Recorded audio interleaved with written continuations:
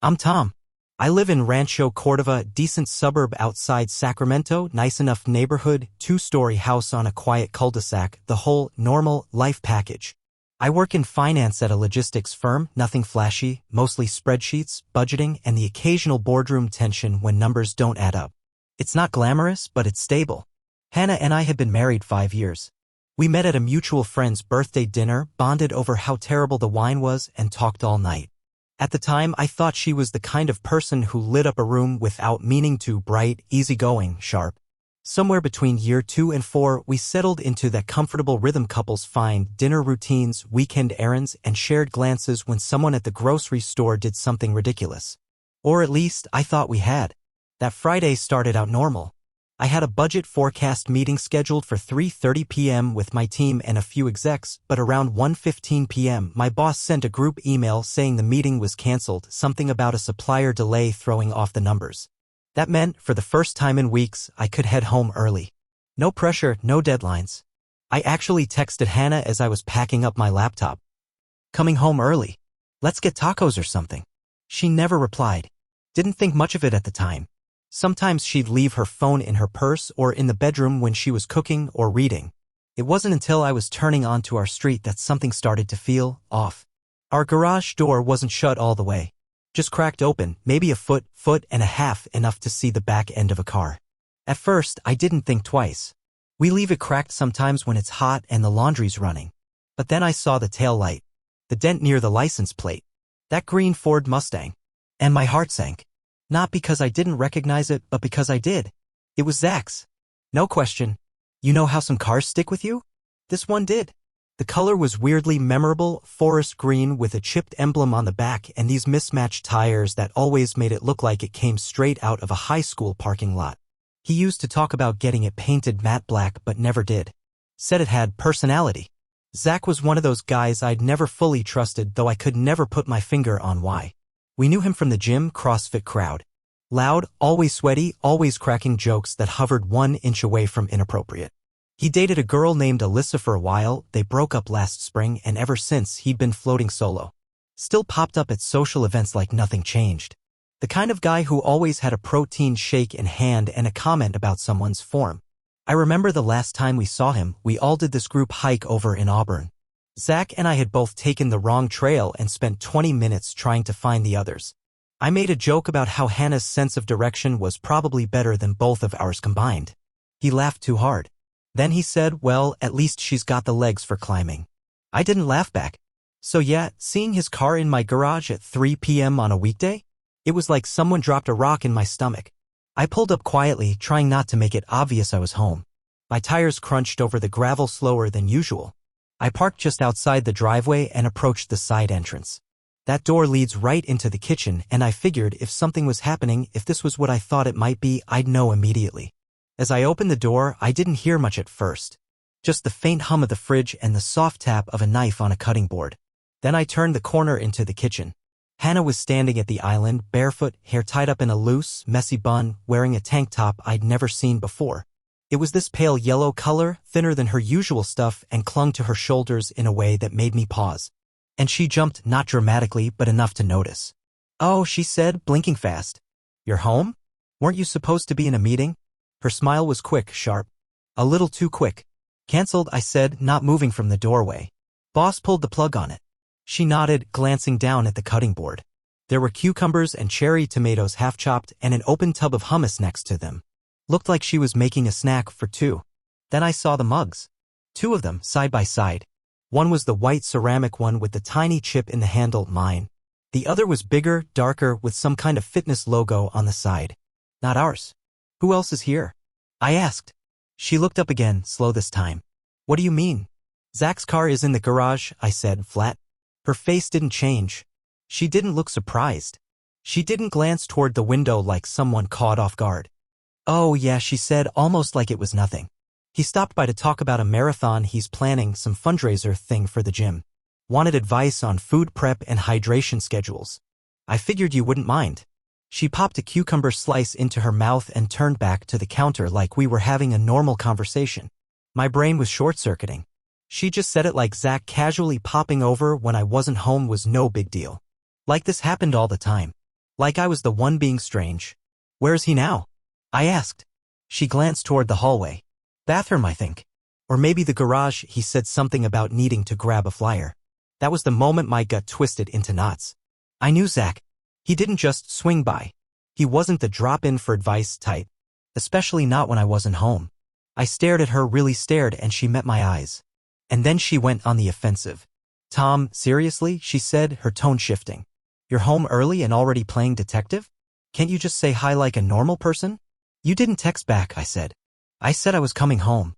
Her eyes narrowed slightly. I was chopping vegetables. Sorry if I missed it.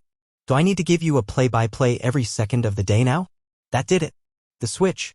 Her posture changed. Her tone got clipped. She shifted the conversation away from Zach's random appearance and into how I was making a scene. And the worst part? She did it so smoothly it almost made me question whether I was being irrational. But I wasn't. Not even close. I'm just saying it's weird, I replied, trying to keep my voice steady. He's never come over when I wasn't here. Not once. Because you're usually glued to your laptop, she **T back. And maybe he didn't want to bother you. That landed like a slap. A backhanded one, but a slap nonetheless. There was a silence. Long cold. I glanced down at the floor. No extra shoes, but I noticed the edge of a gym towel poking out of the hall closet. One we didn't own. Zach's. I looked up again, and she was watching me now. Carefully. I said nothing. She said nothing. And then she added, in that same sharp tone, the one she reserves for arguments where she wants to end things before they start. Maybe you could try trusting me for once, Tom. Or is this going to be another one of your interrogations? And with that, she turned back to the vegetables and picked up the knife again, chopping louder this time. I stood there, staring, trying to process what just happened. I'd caught a red flag waving in the wind, and she made me feel like I imagined it. Like I was the problem. But something deep in my chest was already shifting. I could feel it. Something wasn't right. And the worst part? She knew I knew.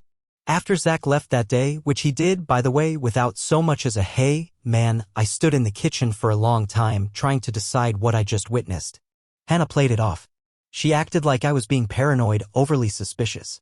She was calm, cool, collected, maybe too calm. Zach walked out 15 minutes later, gave me the tightest, fakest smile you could imagine, and said something like, "Hey Tom, sorry to miss you at the gym lately." I nodded. Didn't say a word. I watched him get into that beat-up Mustang and drive off like nothing was weird. But everything was weird. It's hard to explain, the feeling you get when something familiar starts feeling unfamiliar. Like a favorite song suddenly sounding off-key. It's not always about what's said. It's about what isn't. The way Hannah avoided eye contact when she explained why Zach was there. The defensive posture. The speed at which she turned it around on me. The worst part? I started to question myself. Maybe I was being irrational. Maybe Zach did just stop by. Maybe they were talking about a training event. But then if everything was so innocent, why the secrecy? Why the lies stacked beneath smiles? That night, I lay in bed next to her, staring at the ceiling fan spinning in slow, hypnotic circles. She'd fallen asleep quickly, or pretended to. Her back to me curled toward the wall. I didn't sleep much. My mind kept replaying the scene over and over, every word, every look, every little detail I'd ignored until now. And suddenly, I saw it all. Not just that day, the last few months. Like puzzle pieces scattered in my brain finally snapping into place. First, the lingerie. A couple months back, Hannah bought this black lace set I'd never seen before. She didn't show it to me, didn't say anything, I only found it when I was looking for a hoodie in our shared drawer. At the time, I thought maybe she was planning a surprise, so I said nothing. Then one night, I noticed it drying on the rack in our laundry room, worn, washed. But she never wore it for me. When I asked her about it playfully, she brushed it off. Said she bought it because she wanted to feel confident that it was just for her. I remember smiling and nodding like I believed her. But now? Now it felt like a flare going off in the middle of the night sky. Then there was the hotel receipt. 2 weeks ago, she said she was having a girls' night, one of those impromptu, wine, movies, and gossip kind of evenings she used to do with her friend Jenna. She said she'd crash at Jenna's place downtown. I didn't think much of it, it's not like I had a tracker on her. She kissed me on the cheek, said, "Don't wait up," and left wearing jeans and a hoodie. The next morning, I was doing laundry while she was still asleep. That's when I found it, a small receipt in the pocket of her overnight bag. It was folded twice, faint ink, but still legible. Marina Shoreline Hotel, San Jose. Room service, 2 entrees. 1 wine. I stood in the laundry room staring at that tiny piece of paper like it was a ticking bomb. San Jose is 150 miles away. Nowhere near Jenna. Nowhere near wine and movies. When I asked her about it later, careful, casual, she blinked once and said, "Oh. Yeah. We spontaneously decided to take a mini road trip. Jenna had some points saved up. We needed a break." I asked why she didn't say anything. She rolled her eyes. "Because I knew you'd overanalyze it." And that was the end of that conversation. But I didn't throw the receipt away. It's still in my desk drawer, along with a few other things I'd started collecting. I didn't even know why I was doing it at first. Maybe because part of me was afraid that I'd forget the details. Maybe because I wanted proof for myself that I wasn't losing my mind. Then her phone behavior changed. She started putting it in airplane mode before bed. I noticed it the first night she did it. We were watching a documentary and her phone buzzed. She frowned, swiped it away, and 5 minutes later said, "I read that phone radiation messes with your sleep. I'm gonna start putting it in airplane mode overnight." I just nodded. But Hannah? The same woman who used to scroll Instagram until her eyes shut? Suddenly turning off her phone every night for radiation? It didn't add up. Neither did the new password. We'd never had secrets. Our phones were open, our accounts accessible. But last month, she updated her passcode. I only found out when I tried to grab her phone to silence an alarm one morning. She woke up fast, snatched it from me, and said, "It's fine, I got it," then quickly turned the screen off. I laughed it off at the time, but it sat in my gut like something rotten. Then there were the shifts in her mood. She used to be affectionate. Always touched my arm when she passed, played with my collar when we'd get ready in the morning. That started fading.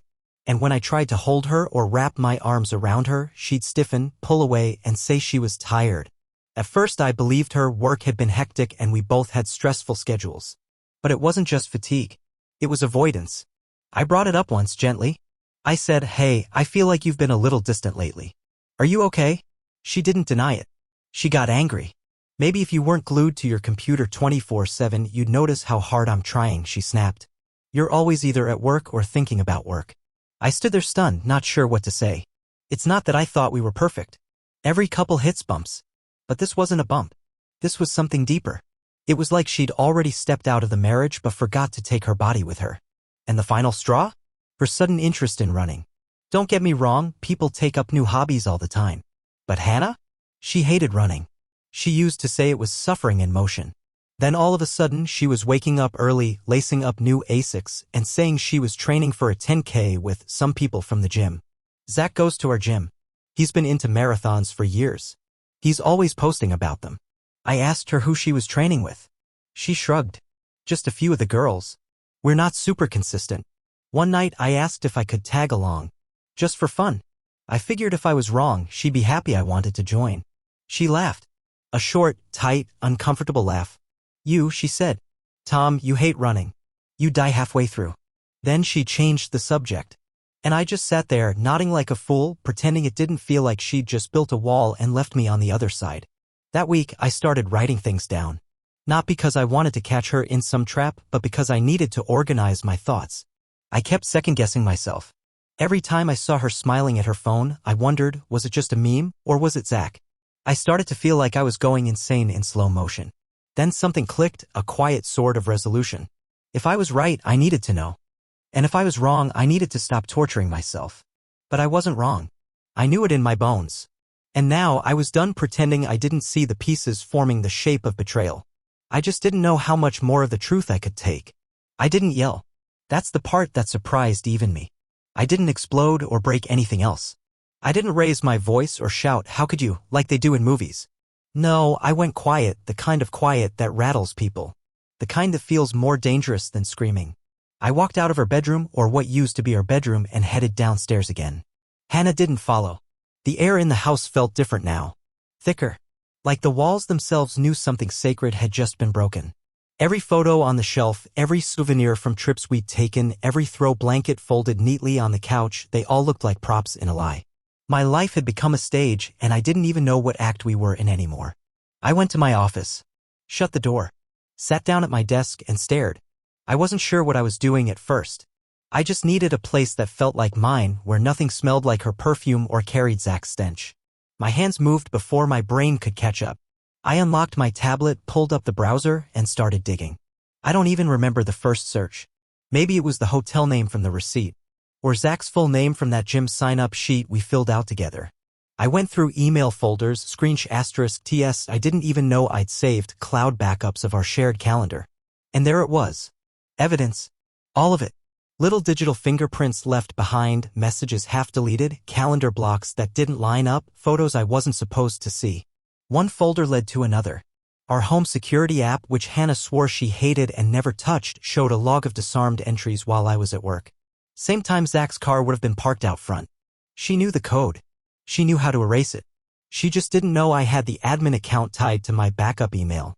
I compiled everything. *TS, receipts, even old photos she tried to crop or blur before uploading. One showed Zach in the background at a wine bar, the same bar where she told me she'd gone with her coworkers. He wasn't facing the camera, but it was him. Same watch. Same smug posture. Same lie.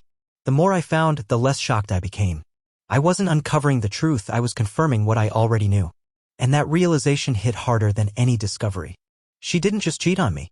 She constructed a world where I didn't matter. She had the audacity to live in my house, wear my ring, eat the meals I made, all while carving out a parallel life with someone she barely respected enough to keep secret properly. When I emerged from the office hours later, night had fallen.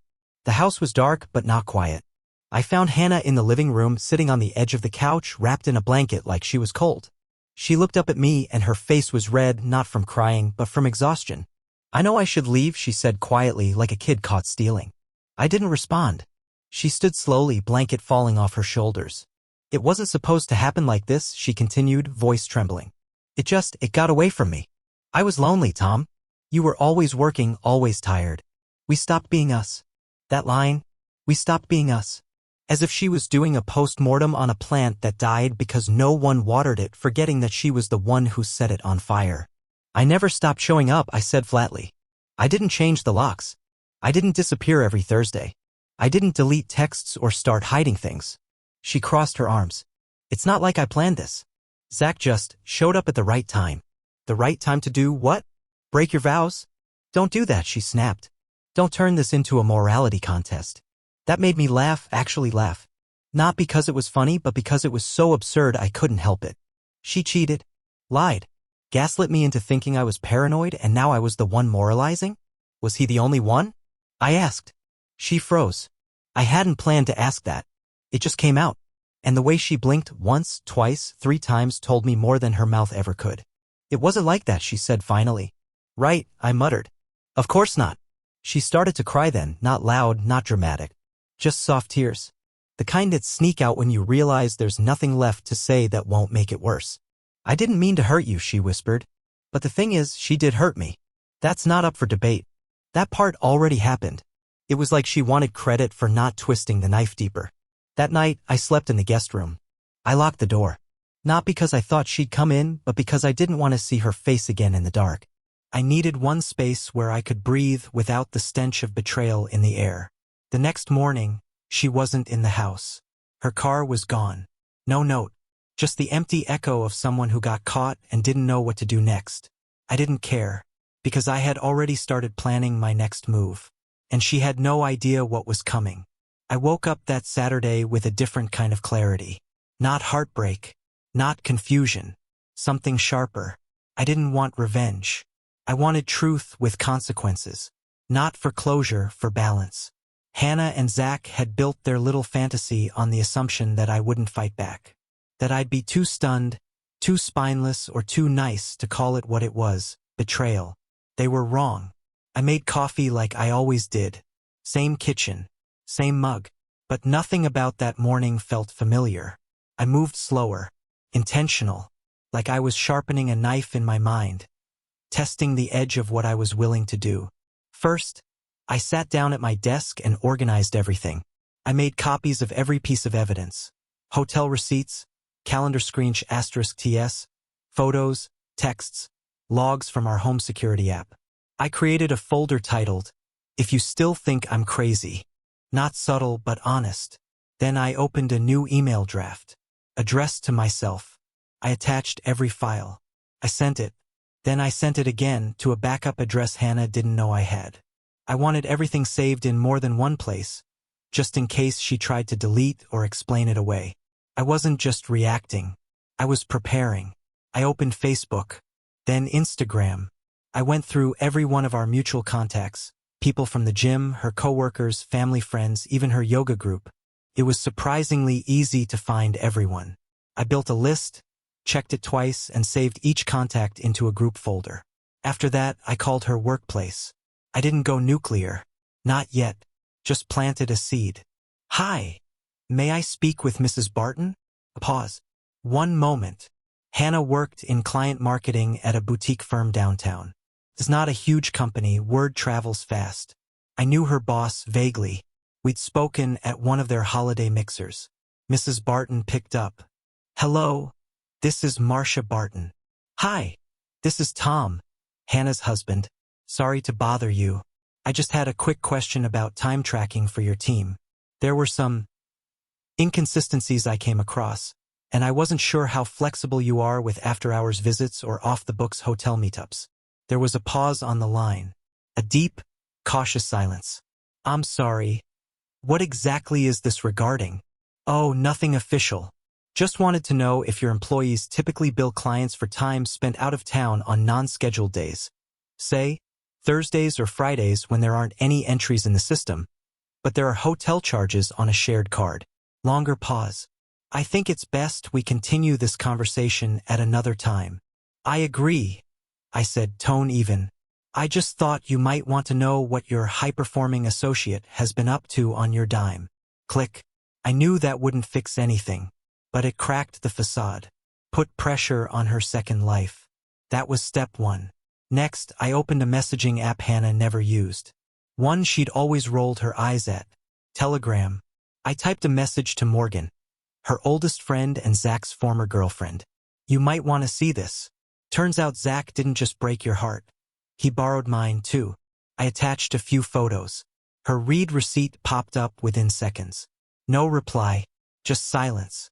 That told me everything I needed. By noon, I was ready for the main act. I drafted a single message. Just one. If you still believe Zach and Hannah were just training partners, maybe it's time to see what that partnership actually looked like. Attached was the full folder of evidence. Time-stamped photos, location pings. One particularly damning **T from the balcony camera. Zach in a towel, Hannah half-dressed, both laughing as if the world didn't exist beyond my front lawn. I didn't sign the email. No threats. No dramatic commentary. Just truth. I sent it from an anonymous Gmail to her parents, Zach's ex, 2 of her co-workers, our couple's book club group chat, yes, seriously, and that smug gym trainer who always said, "You guys are couple goals." Send. Gone. No undoing it now. After that, I turned off my phone, shut down the laptop, unplugged the router just for good measure. I didn't need to watch the damage happen. I'd done my part. I'd spoken in the language they understood, visibility. It wasn't about public shaming. It was about reality. About pulling them out of their fantasy bubble and holding up a mirror. Forcing them to sit in the wreckage they caused. Later that day, Hannah came home. I was on the porch, sipping iced coffee like it was just another weekend. She pulled into the driveway slow, cautiously, like she wasn't sure what version of me she'd find. She stepped out of the car wearing oversized sunglasses like she was hiding from the sun or maybe the truth. She didn't speak, just looked at me. "You might want to check your messages," I said. Her mouth parted, confused, cautious. I could see the moment it hit. Her phone buzzed in her hand. Once, twice, a third time, then a call. Her eyes darted across the screen, scanning. The color drained from her face. "You didn't," she whispered. "I did." Her voice rose. "You told everyone?" I stood, walked over, calm, collected. "No, Hannah. You showed everyone. I just sent the invitations." She didn't cry. Not this time. She looked up at me, mascara flaking at the corners of her eyes. Her voice trembling. "Tom, you've destroyed everything." "No," I said. I just stopped protecting the lie. And with that, I walked past her. Into the house. Into my next move. By Sunday morning, the house didn't feel like ours anymore. It felt like a war zone frozen mid-battle, everything still standing, but the silence between the walls crackled like static. Hannah barely came out of the bedroom. I heard her pacing sometimes, her voice low on the phone, pleading with someone, maybe her mom, maybe Jenna, maybe Zach. She didn't try to talk to me. Not after Saturday. Not after the truth detonated and the fallout started rolling in. I wasn't waiting around to see how she'd spin it. I was done with speeches. Done with denial. Done with her pretending like this was some mutual communication failure instead of what it really was, a betrayal by choice, followed by months of deception and gaslighting. That morning, I laid out my final move. On the dining room table, I set down 3 items. A manila folder with the divorce papers. A printed breakdown of our shared assets with my offer generous but not a gift. A handwritten note that read, "You need to move your things out by Monday. Anything left behind gets trashed. Don't contact me. We're done." I placed my wedding ring on top, a full stop to a sentence that should have ended months ago. I wasn't trying to be dramatic. This wasn't about some grand display. It was clarity, the kind you only find after crawling through the wreckage and realizing you don't want to rebuild what you had, you want to clear the site entirely and start over. When she finally came down the stairs around noon, she looked like someone who'd aged 5 years overnight. Hair a mess. Hoodie swallowed around her shoulders. No makeup, no walls, just a raw shell of the woman who once laughed beside me in the same room. She saw the folder.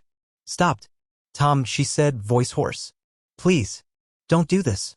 We can fix this." I didn't respond. I stayed seated at the kitchen island, sipping my coffee, watching her like a stranger who'd walked into the wrong house. "I'll go to therapy," she said, stepping closer. "We both can. I'll delete everything. I'll block him. Just please don't throw this away." I looked at her finally. "You should have thought about fixing it before he ended up in our bed." Her mouth opened like she wanted to argue, but nothing came out. She closed it again, tears forming. "You're seriously just giving up?" she whispered. I stood slowly and walked to the table. I tapped the folder gently with 2 fingers. "This," I said, "isn't giving up. This is taking back my life." She backed up half a step like the words hit her physically. "I know I hurt you," she said. "But do you really want to erase everything? Everything?" It was a bold question for someone who spent the past 6 months erasing trust one lie at a time. "You already erased it," I replied. "You just hoped I wouldn't notice." She looked like she wanted to say something else, but then her phone lit up in her hand. Zach. His name right there on the screen. She turned it face down immediately like that would undo it. I raised my eyebrows. "You're still texting him?" "It's not, he's been freaking out since yesterday." I laughed. "Good. Let him freak out. He should." I walked past her to the hallway closet and pulled out 2 empty suitcases. The ones we used to take on trips. We used to share them. Now I set them upright by the stairs. "You've got 24 hours, I said without looking back. "I don't care where you go. But you're not staying here." She followed me down the hall, voice rising, cracking now. "What about the house? What about the life we built? The people we know? You're just going to throw all of it away because I messed up." "You didn't mess up," I said, turning to face her. "You made choices. Over and over. Behind my back. While I was showing up, while I was trusting you." "I know," she whispered. "I hate myself for it. I don't even recognize who I am anymore. You'll have plenty of time to figure that out." I walked back into the kitchen and sat down again. She stood there, looking completely lost, like she was just now realizing I wasn't bluffing. That I wasn't going to fight for her anymore. That I was done being the one holding the rope while she walked off the edge. Eventually, she picked up the folder. Opened it. Her eyes scanned the first few pages. "This is really happening," she said. "Yeah," I replied. "It is." She didn't say anything else. She took the papers upstairs, suitcase wheels clicking behind her, and for the rest of the day, she didn't speak another word to me. By that evening, she'd packed some clothes, her laptop, a few toiletries. I didn't ask where she was going. I didn't care. The only thing I did was unplug the spare key from under the mailbox. That night, I cleaned the house. Not obsessively, just enough to feel like I had control of my space again. I washed the sheets. I aired out the bedroom.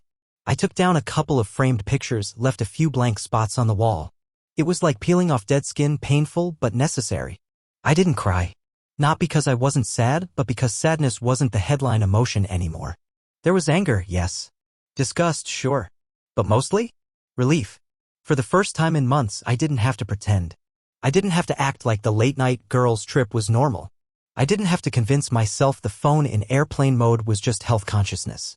I didn't have to swallow the little voice in my head that screamed every time I smelled cologne that wasn't mine. I was free. Not healed. Not yet. But free.